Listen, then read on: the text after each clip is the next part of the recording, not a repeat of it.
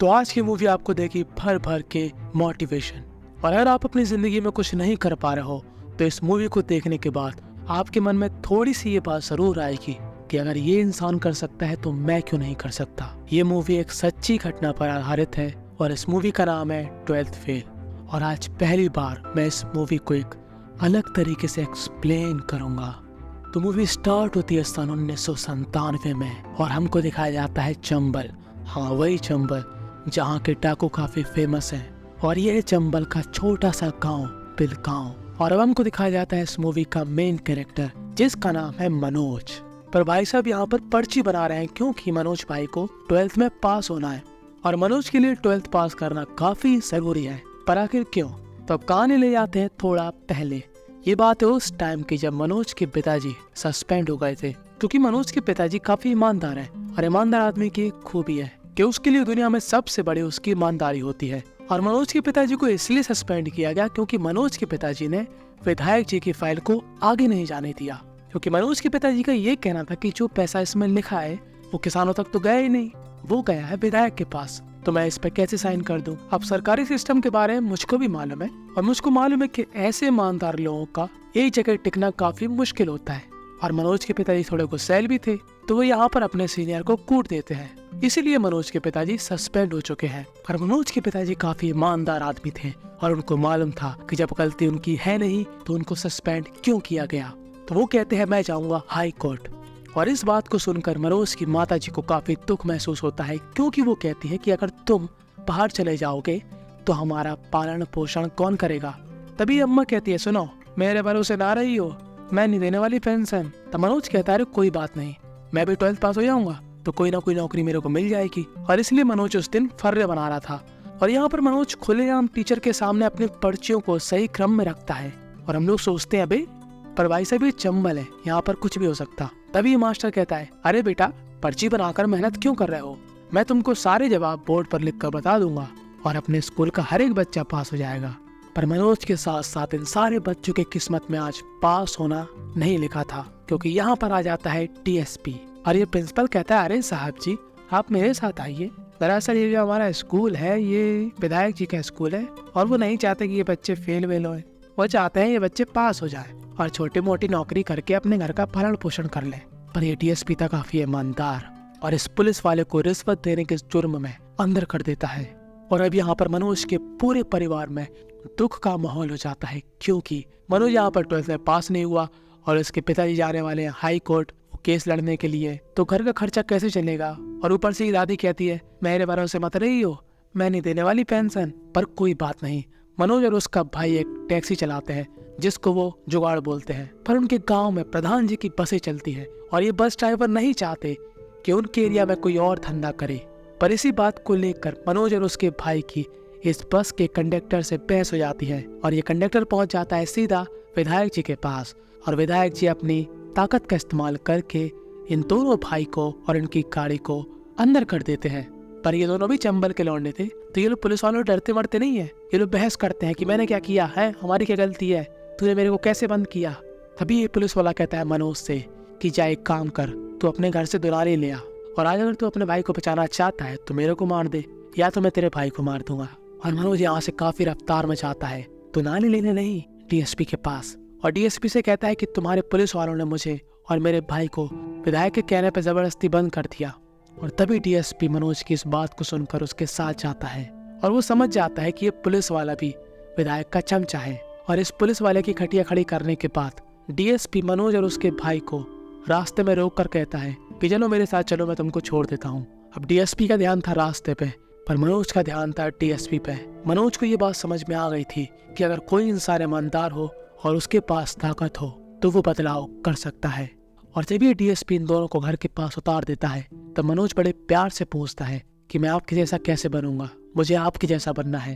तो ये DSP कहता है कि बस तुमको चीटिंग छोड़ना पड़ेगी। और अब मनोज की ये बात दिमाग में एकदम हिट कर जाती है और अब वो ठान लेता है कि वो अपनी लाइफ में कभी बेईमानी नहीं करेगा। अब उसके अगले साल 12th के एग्जाम होते हैं और वो ईमानदारी से पढ़ के एग्जाम निकालता है। अब बाकी बच्चे फर्स्ट आते हैं क्योंकि उन बच्चों ने चीटिंग करी, पर मनोज यहाँ पर थर्ड आता है। पर मनोज को काफी खुशी होती है क्योंकि मनोज ने ईमानदारी से पेपर निकाला चलो मनोज ने 12th पास कर ली जैसे तैसे, पर अब उसका सपना था डीएसपी बनने का, जिसके लिए वो ग्वालियर जाना चाहता था। पर उसके पिताजी वहाँ पर हाई कोर्ट में लड़ रहे हैं और काफी मुश्किल से घर चल रहा, तो वो कैसे पैसे कलेक्ट करेगा वहाँ पर रहने के लिए, खाने के लिए और भी चीजों के लिए।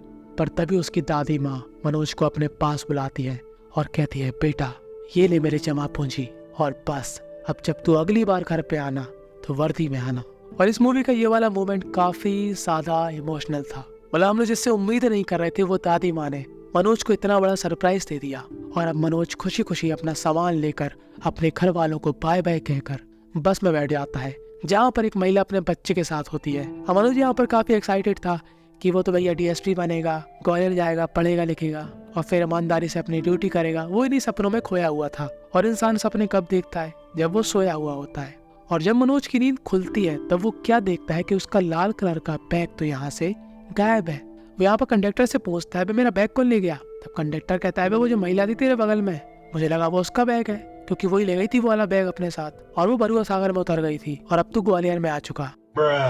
और अब मनोज का दिमाग फटने लगता है। वो सोचता है, मैं यहाँ पर क्या करूंगा, क्योंकि मैं दादी की जिंदगी भर की जमा पूंजी लेकर यहाँ पर आया था और वो जमा पूंजी किसी ने चुरा ली। पर वो क्या कर सकता था? वो चुपचाप से जाता है कोचिंग के पता करने। और अब उसको एक और झटका मिलने वाला था, क्योंकि उसको यहाँ पर मालूम चलता है कि TCS PCS सब बंद 3 साल के लिए, क्योंकि सरकार का दिवाला निकल चुका है। और ऐसे में सरकार तुम लोगों को तनख्वाह कहाँ से देगी? मतलब हमारे बेचारे मनोज का दिल पूरी तरीके से टूट गया था। और अब वो बस एक ढाबे के बाहर बैठकर सोच रहा था कि अब वो क्या करेगा। अब वो यहाँ पर कोचिंग की तैयारी भी नहीं कर सकता, खाली पेट है, भूख लग रही है, क्या करे। और अगले दिन वो इस ढाबे वाले के पास जाता है और कहता है कि आपको यहाँ पर जो भी मेरे से काम करवाना है करवा लो, बस मुझको खाना दे दो। और ये ढाबे वाला भी कहता है, कोई बात नहीं, स्टूडेंट है। कहता है, ठीक है भैया, एक थाली लगा दो इसके लिए। और मनोज कोको की स्पीड में खाना खाता है। तभी यहाँ पर मनोज को मिलता है एक लड़का जो भी PCS के एग्जाम की तैयारी कर रहा था, और उसका भी पेपर कैंसिल हो गया। पर उसको घंटा फर्क नहीं पड़ता, क्योंकि ये बंदा था वेल सेटल फैमिली से। और इस बंदे का नाम होता है प्रीतम पांडे, और हम इसको बुलाएंगे पांडे। तब मनोज की उम्मीदों में पानी फिर चुका था।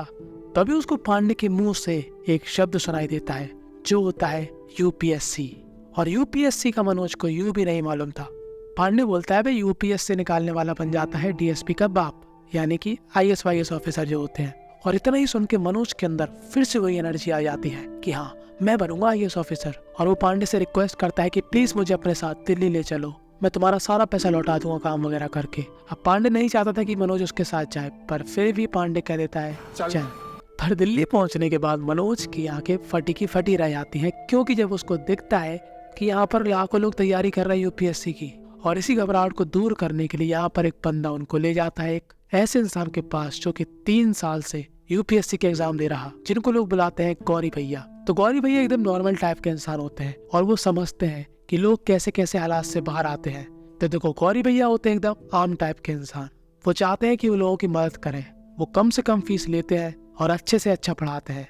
और इस साल उनका 6ठा अटेम्प्ट है, क्योंकि वो पिछड़े वर्ग से आते हैं, इसलिए उनको 6 अटेम्प्ट मिलते हैं। मनोज यहाँ पे आया था भाई साहब टीचर हालत में, और उसके पास पैसे तो थे नहीं, तो जैसे तैसे जुगाड़ करके उसको लाइब्रेरी के अंदर काम मिल जाता है। और कुछ दिनों बाद UPSC का रिजल्ट आना था, जिसमें मनोज और पांडे के टीचर गौरी भैया का सिलेक्शन नहीं होता।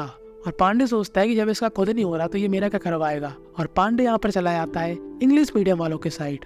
पर गौरी भैया हार मानने वालों में से नहीं थे, उनको दुख था, पर वो उस दुख की पुंगी बना के कहीं फेंक देते हैं। और अब वो खोलते हैं चाय की दुकान, और इस चाय की दुकान में वो चाय बेचेंगे और लोगों को पढ़ाएंगे भी। वो कहते हैं, मेरा नहीं हुआ तो क्या हुआ बे, तुम में से अगर किसी एक का भी हो गया तो मैं समझ लूंगा मेरा हो गया। तो देखो, जब मनोज का पहला अटेम्प्ट होता है तो वो फेल हो जाता है, तो फिर वो दोबारा से लग जाता है एग्जाम की तैयारी करने में। पर ऐसे ही काम करते करते अब बारी आ गई थी मनोज के दूसरे अटेम्प्ट की। अब मनोज का प्री निकल जाता है, पर यहाँ पर प्रीतम का नहीं निकल पाता। और अब मनोज डिसाइड करता है कि अब उसको मेंस भी निकालना है, जिसके लिए वो एक अच्छी कोचिंग ढूंढने जाता है। पर उसको यहाँ पर मालूम चलता है कि इन कोचिंगों में चीटिंग से काम होता है। मतलब अगर कोई IAS अधिकारी बन गया तो उस अधिकारी को थोड़े पैसे दे दिए जाएंगे और उसकी फोटो को यहाँ पर इस्तेमाल कर लिया जाएगा। और जब मनोज को ये बात मालूम चलती है तो उसको काफी गुस्सा आता है, क्योंकि उसके अंदर वो ईमानदारी वाला कीड़ा अभी तक था। और यहाँ पर एक लड़की भी आई हुई थी अपने पापा के साथ, जो कि यहाँ पे आई थी PCS की तैयारी करने। पर मनोज यहाँ पर कह देता है कि ये लोग फालतू में लोगों की यहाँ पर फोटो लगाते हैं, वो लोग जो इनके यहाँ पढ़े भी नहीं है। और ये लड़की और उसके पिताजी यहाँ पर गुस्सा हो जाते हैं और यहाँ से जाने लगते हैं। पर इस लड़की ने मनोज के दिल की घंटी बजा दी थी। और ये लड़की ये बात सुनकर इम्प्रेस हो जाती है कि मनोज ने बिना किसी कोचिंग के पहला पेपर निकाल लिया था। पर इस लड़की के पिताजी काफी जल्दी में होते हैं और ये दोनों यहाँ से चले जाते हैं। पर किस्मत को इन दोनों को फिर से मिलाना था और ये लड़की पढ़ने के लिए आती है उसी लाइब्रेरी में जहाँ पर मनोज काम करता था। और मनोज यहाँ पर अपनी गरीबी नहीं दिखाना चाहता था। अब मनोज यहाँ पर बुक साफ कर रहा होता है तो ये लड़की कहती है तुम क्या इंजीनियर हो? तो मनोज कहता है हाँ हाँ हाँ, ऐसे ही झूठ मूठ बोल देता है वो। पर श्रद्धा को बाद में मालूम चल जाता है कि मनोज यहाँ पर काम करता है। पर श्रद्धा को इन सब बातों से कोई फर्क नहीं पड़ता। अभी लोग एक ही कोचिंग में पढ़ने लगते हैं जहाँ पर श्रद्धा पढ़ती थी। और यहाँ के टीचर कौन है ये तो हम सभी देख सकते हैं, विकास सर, जो कि यहाँ पर बच्चों को मोटिवेशन देते हैं और मनोज की तारीफ भी करते हैं क्योंकि मनोज ने यहाँ पर एक टेररिज्म पर काफी अच्छा निबंध लिखा था और हम मनोज को काफी अच्छा लगने लगा था। उसकी पढ़ाई भी चल रही थी, उसका काम भी चल रहा था और श्रद्धा भी उसकी जिंदगी में आ गई थी। और उसकी आज ही के दिन लाइब्रेरी वाले से बहस हो जाती है उनकी तो ऐसी जॉब को लात मार के यहाँ से चला जाता है और अपना पालन पोषण करने के लिए एक चक्की में काम करने लगता है। वो वहीं पर रहता है, वहीं पर पढ़ता है, दिन से शाम तक चक्की चलाता और जब टाइम मिलता पढ़ने बैठ जाता। और जब वो अपना मेंस का एग्जाम देने जाता है तब वो काफी खुश होता है। एक लड़का उससे पूछता है अभी तू इतना खुश क्यों है? तब हमारा मनोज कहता है क्योंकि मेरा फेवरेट टॉपिक आ गया, ऐसे लिखना था टेररिज्म पर। और मैंने क्या लाइनें लिखी, धड़ाधड़। तभी लड़का कहता है पागल, वो टेररिज्म नहीं टूरिज्म था। और अब मनोज की हक्की बक्की कुल हो जाती है कि ये साला इंग्लिश ने मेरे एल लगा दी है। और मनोज को मालूम था कि उसका पेपर बिगड़ गया है तो उसका नाम तो वैसे ही नहीं आने वाला और आता भी नहीं है। और अब वो चला जाता है अपने गांव अपने घर वालों से मिलने। अब उसके यहाँ पर घर वाले दिखाते हैं कि वो लोग काफी अच्छे से रह रहे हैं, कोई भी समस्या नहीं है। और उसको यहाँ पर मालूम चलता है कि उसकी दादी माँ मर चुकी है। पर उसके घर वालों ने मनोज को ये खबर नहीं दी क्योंकि वो नहीं चाहते थे कि मनोज यहाँ पर वापस आ जाए, क्योंकि उसकी दादी ने कहा था कि मनोज और उसके पिताजी को मत बुलाओ। और अब मनोज पूरी तरीके से टूट गया था। उसकी माता जी कह रही थी अरे बेटा चिंता मत कर, घर में बहुत पैसा है, भाई तेरा मजदूरी करता है, मैं गाय चराना जाती हूँ। पर मनोज कहता है माँ झूठ मत बोलो, मुझे मालूम है कि अपने घर में काफी गरीबी है। और अब मनोज दोबारा चला जाता है दिल्ली और अब वो डिसाइड करता है कि वो अपने साथ साथ घर का खर्चा भी उठाएगा। वो दिन भर आटा चक्की चलाता और रात में करता पढ़ाई। कि तभी एक दिन उसके पिताजी उससे मिलने आते हैं और उसके पिता मनोज को इस हालात में देखकर दुखी हो जाते हैं। उसके पापा कहते हैं कि मेरी ईमानदारी के चक्कर में मैंने अपनी फैमिली की ऐसी तैसी करा दी। और मनोज के पिताजी यहाँ से चले जाते हैं। तो अगले दिन जाता है मनोज कोचिंग जहाँ पर श्रद्धा वापस आ चुकी थी। तभी मनोज कहता है ठीक है, तो मैं जो भी बात कर रहा है कर लेना, पर 2 महीने बाद, क्योंकि 2 महीने बाद मेरा प्री एग्जाम है तो मैं नहीं चाहता कोई भी डिस्ट्रैक्शन हो। और अब वो फिर से ध्यान देता है पढ़ाई पे। और मनोज का प्री एग्जाम निकल जाता है पर बेचारे प्रीतम का फिर से नहीं निकलता। और प्रीतम की गर्लफ्रेंड का निकल जाता है और प्रीतम की गर्लफ्रेंड उसको छोड़ देती है। पर जब मनोज का मेन एग्जाम होता है तब मनोज फिर से फेल हो जाता क्योंकि वो 20 सवालों में से 10-12 सवाल भी नहीं कर पाया था। और अब गौरी भैया को काफी गुस्सा आता है। वो कहता है बे तू सुन, तू अब अपनी चक्की वक्की नहीं चलाएगा, तू रहेगा मेरे रूम पर, मैं तेरा खाने पीने की व्यवस्था करूंगा, मैं तेरे घर पे सैलरी पहुंचाऊंगा, तेरा बस ध्यान होना चाहिए एग्जाम में। अगर तूने मेरे से बहस करी तो यही कंटाप दूंगा तेरे को मिला के। और अब मनोज गौरी भैया की बात मान जाता है और अब मनोज लग जाता है पढ़ाई पर ध्यान देने। और अपना मेंस का पेपर देने के बाद श्रद्धा चली जाती है मसूरी। और कुछ दिनों बाद गौरी भैया मनोज के पास आते हैं और कहते हैं कि श्रद्धा का फोन आया था और उसका मेंस निकल गया है और अगले महीने उसका इंटरव्यू है। और इस बात को सुनकर मनोज को काफी खुशी होती है। और 1 महीने बाद मनोज को मालूम चलता है कि श्रद्धा का इंटरव्यू भी क्लियर हो गया है और श्रद्धा बन चुकी है डिप्टी कलेक्टर। और अपने प्री एग्जाम में मनोज काफी आसानी से पास हो जाता है। पर हमारा प्रीतम फिर लटक जाता है और ये प्रीतम का आखिरी अटेम्प्ट था। और प्रीतम अपनी सारी गुस्सा मनोज पर निकाल देता है। वो कहता है साले मैं तेरे को यहाँ पर लेके आया था, पर आज तक तूने कभी मेरे से पूछा कि मेरा निकला कि नहीं निकला, मेरी जिंदगी में क्या चल रहा, तुझे बस अपनी पड़ी है। और अब इसके बाद प्रीतम का मेंस में निकल जाता है और अब बस प्रीतम का इंटरव्यू बाकी था। और जिस दिन उसका इंटरव्यू होता है उससे मिलने यहाँ पर आती है श्रद्धा, जो कि अब डिप्टी कलेक्टर है। पर मनोज इंटरव्यू से पहले जाता है प्रीतम से मिलने और कहता है थैंक यू, तेरी ही वजह से मैं यहाँ तक पहुँचा।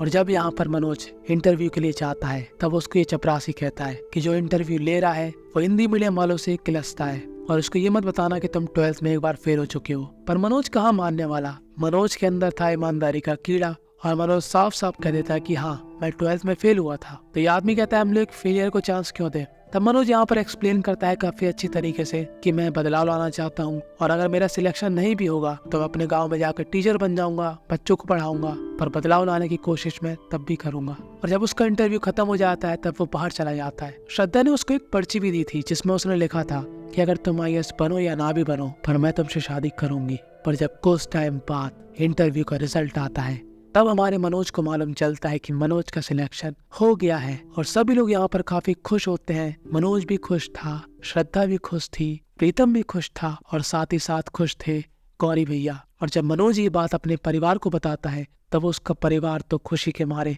झूम उठता है। सर मैं आप जैसा बनना चाहता हूँ सर। कैसे बनूंगा सर? चीटिंग छोड़नी होगी बस। आपने मुझे पहचाना नहीं सर। मैं वही लड़का हूँ जिसको आपने कहा था कि चीटिंग छोड़नी। मैंने चीटिंग छोड़ दी सर। और अब कुछ महीनों बाद हमें मनोज के गांव वाले घर पर सजावट दिखती है क्योंकि मनोज की आज है शादी और मनोज लेकर जा रहा है बारात मसूरी। और उसकी बारात में वो लोग भी हैं जो उसके पहले दुश्मन हुआ करते थे, विधायक जी, दफ्तर के सीनियर आदमी वगैरह वगैरह। और बस यहीं पर ये मूवी थी एंड हो जाती है। इस मूवी से हमको यही सीखने को मिला कि अगर इंसान किसी चीज को पाना चाहता है और अगर वो अपने मन में ठान ले कि वो उसको पाके ही रहेगा तो उसको कोई भी नहीं रोक सकता। और अगर आप उनमें से हो जिन्होंने अपनी जिंदगी में कुछ अचीव किया हो जो कि आपके लिए काफी मुश्किल था अचीव करना, तो उस चीज के बारे में कमेंट में जरूर बताना क्योंकि वो चीज पढ़ के मेरे को काफी अच्छा लगेगा। आप अपने लाइफ की कोई भी अचीवमेंट बता सकते हो।